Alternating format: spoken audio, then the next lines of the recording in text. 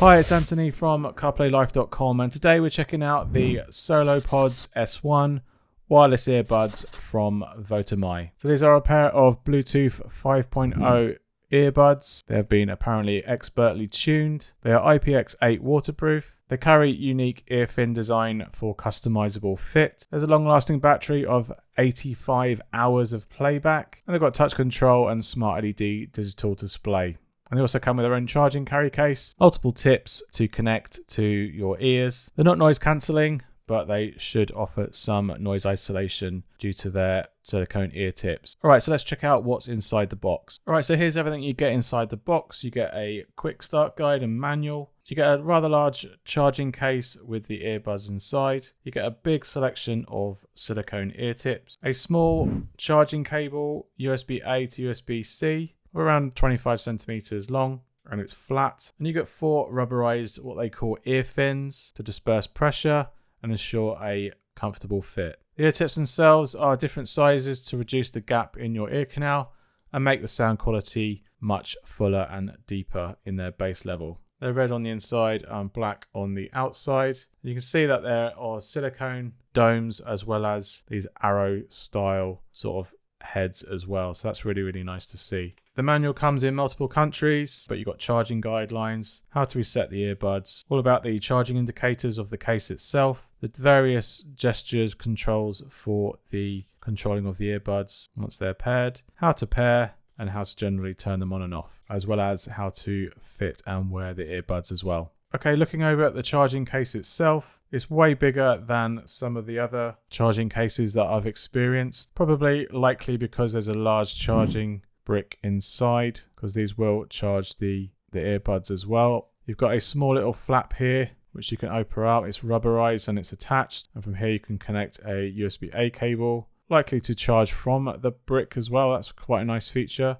And you've got a USB-C input there, so you can use that to connect it to a wall charger and charge the case, and as well as the earbuds too. Nothing else to report on the case itself. There is a display here that we've yet to see come alive. So let's open up for the first time.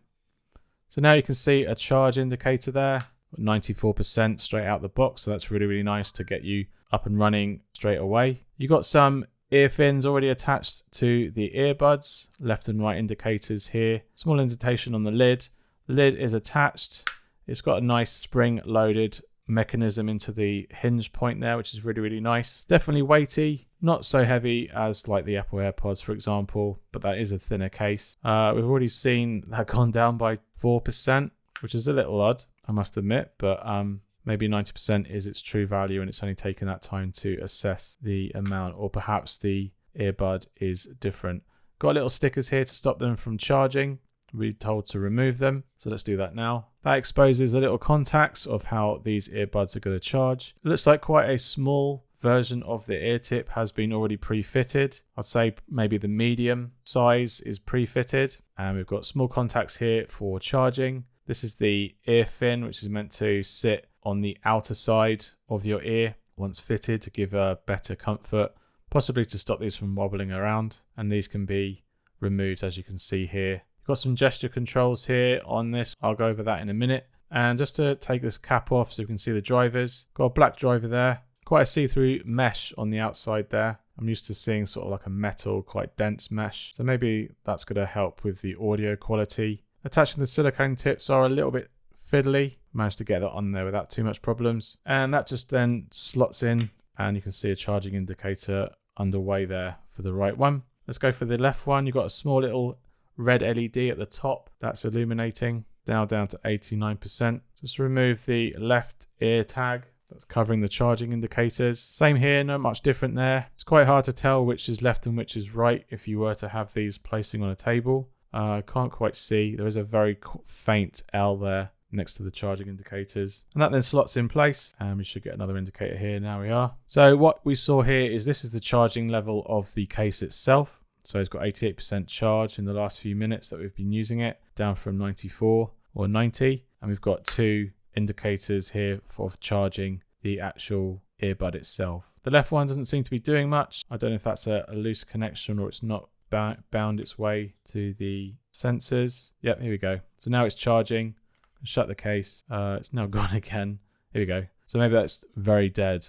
So we'll keep these in, and I'll wait for these to be fully charged before I give these a listen. So these are IPX8 level of waterproof standard. They can prevent sweat, water splash, and even rain in all weather conditions. On the earbuds themselves, we've got commands to play, pause, skip tracks, answer and end calls, as well as rejecting a call. Activate Siri or Google Assistant, if depending on what phone you have these paired with. So just your common basic functionality. They're not physical buttons, so there will be touch. So we'll be testing to see how sensitive they are. Do you get any miss hits when you're putting these in, as well as just generally how good they sound. So it's only been a few minutes now, and we can already see that we've got one of the batteries levels indicated at 1. So if we charge the earbuds for 10 minutes, we should get 1.5 hours of use from the earbud, and apparently up to 5 hours from a single charge. So apparently you should get 17 charges from the case itself, and obviously a little bit more if you only just use one earbud at a time. All right, let's get this paired up to the iPhone. We'll open up our Bluetooth settings and let's see if we can pair these earbuds. So we're going to open them up. We'll see if any of these gets connected. So we have the profile has popped up. We're going to connect. We are connected already, so let's pop one of these in. All right, so I've got them fitted in my ears. I'd say they're a good fit. Not too much sticking out on the outside of my ears. I can sort of hear myself a little bit more, so the noise isolation is doing a pretty good job at drowning out any sort of noise on the outside of the earbuds. They are paired now, so let's crack on some music and see how well they test. I'd say the ear fins probably in the packet are pretty much the same size and thickness from what I can tell. They do look very, very similar, and I don't think there's any difference to each of them. There is a little bit there. You can see that has a thicker edge to it, so that might be more supportive. So for some reason we've got 3 right and 1 left. There's 4 in a packet, so we're missing 2 others for they're the different size thicknesses. So you've got small, medium and large, I would say. Let's go for the large. The large one is actually pre-fitted. Be nice if they mark them with the size of fitting as well, either by dots or small, medium and large, as well as the side that they're meant to be fitted onto. But because these have got the thicker head, I don't think I need the thinner heads, so I'm going to leave those behind. I think the ear tips are a struggle because if I push them in too much, I almost get no audio from it, which is, I've never seen that on an earbud before. If you push it in harder, it stops the audio. Hi, this is Anthony from CarPlayLife.com, and this is an audio message test using the Votomy S1 SoloPods, and this is an audio test. All right, so I'm pretty happy with the quality of the audio there. Let me just play back over the speakers some noise and see if it's any different.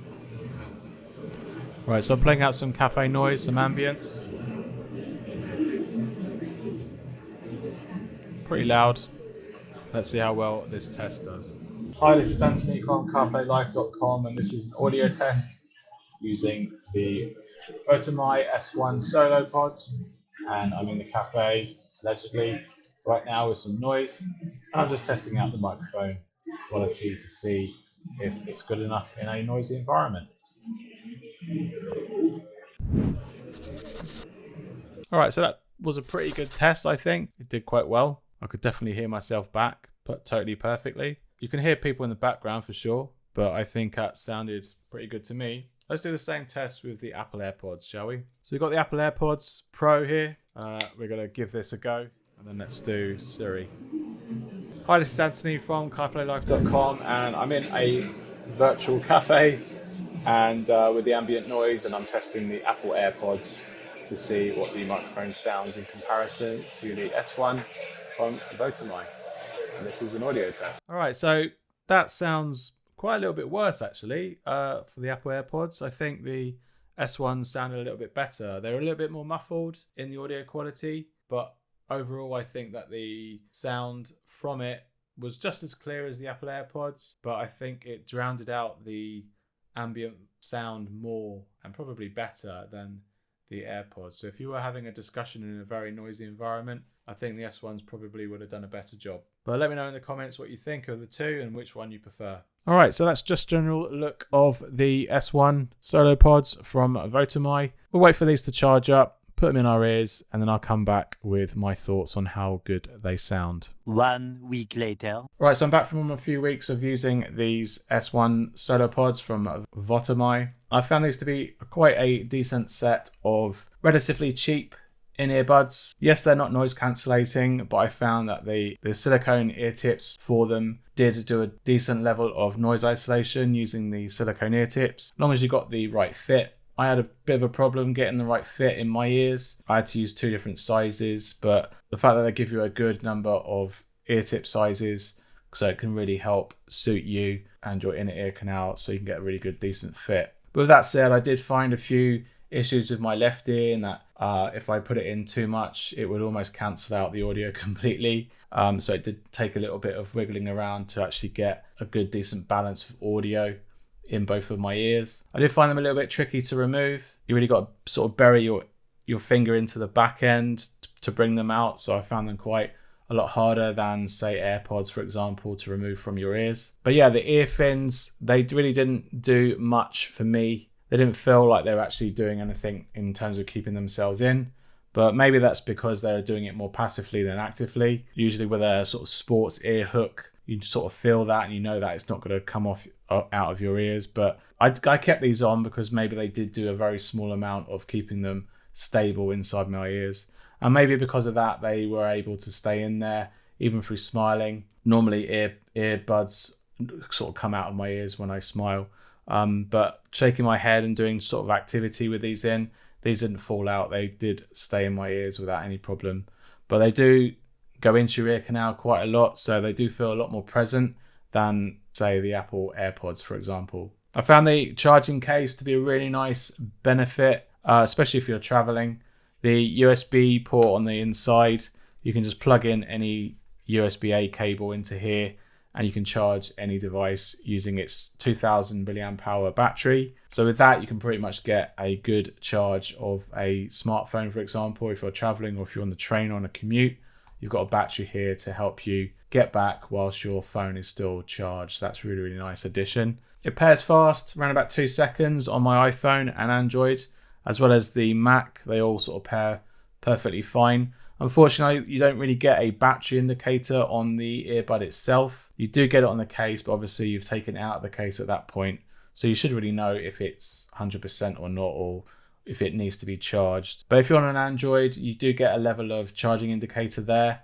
And if you're on a Mac or potentially PC, you do get a battery level indication there on the Bluetooth settings. You can trigger Siri and the Google Assistant by tapping and holding down. I found that to be a gesture that is more accidentally hit than any other gestures. The fact that it doesn't do one tap command is really, really nice. I wish more earbuds adopted that, because it reduced the amount of mishits or miscommands. If you were to play around with these in your ears, you don't actually accidentally start or stop music, for example. You have to do double taps to even do that. So you're less likely to get a miscommand from these earbuds, which I really, really like. They do take a little bit of an adjustment when you first put them in your ears, unlike AirPods where you can just put them in, you're good to go.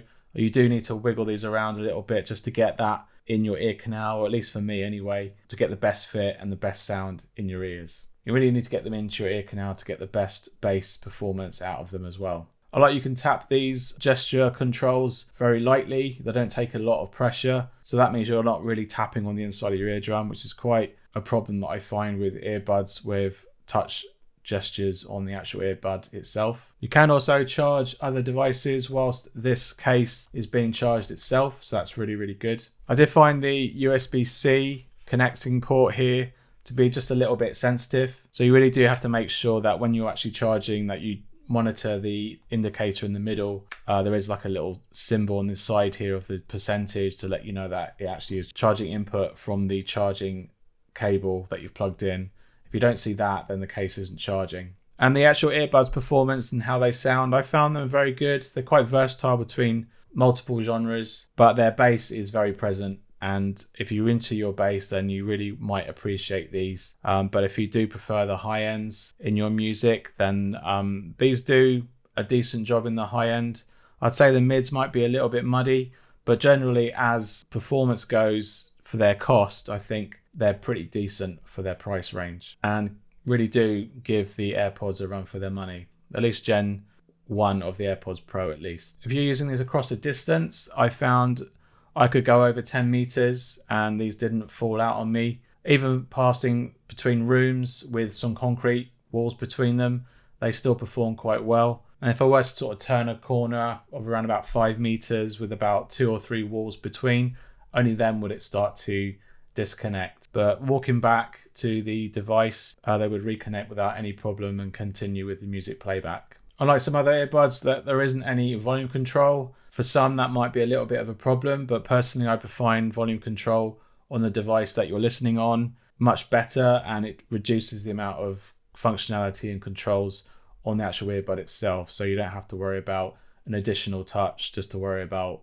volume and things like that, which I find don't really work with touch sensitive buttons personally. Plus, if you're cycling or you've got the phone in your pocket, you can use Hey Siri to be able to control volume hands-free anyway. The one major negative point that I found in my experience is that I found that with the left earbud, it did tend to disconnect a little bit. Once you've stopped listening and you put it down, or you've not put it in the case and you have them lying about like here, and you were to put them back in your ear, sometimes I found that the right one would pair, but the left one wouldn't connect. So you're listening to mono audio for a little while, until roughly around about a minute, and then the earbuds would try and repair themselves, and then you'll get back to stereo again. So I found that quite common with these earbuds. So I think for that, you'd have to make sure that they're back in the case, don't have them lying around, and then hopefully when you take them out, they should repair again, and you should get straight back into the stereo without any of these issues that I've found. But overall, I found these to be a really good set of earbuds. Really do give the Apple AirPods the run for their money, specifically because they cost $49.99. Massive reduction in price to the general quality that you get with these earbuds. Plus, you got to think you're getting a 2000 milliamp hour charging case as well on top of that, all in one contained unit. So that's really, really nice to see. And it's down from their usual price of $69.99. So if you're looking to pick up some of these, then I'll definitely consider picking up on their sale right now. All right, that's it for now. I hope you found this video helpful. If it has, leave us a like down below and let me know in the comments if you have any questions about these earbuds from Votomy. You can check out all my other smart tech reviews up in this top playlist up here. Hit that subscribe button down below to catch all my future content, and I'll see you on the next one. Cheers. Bye.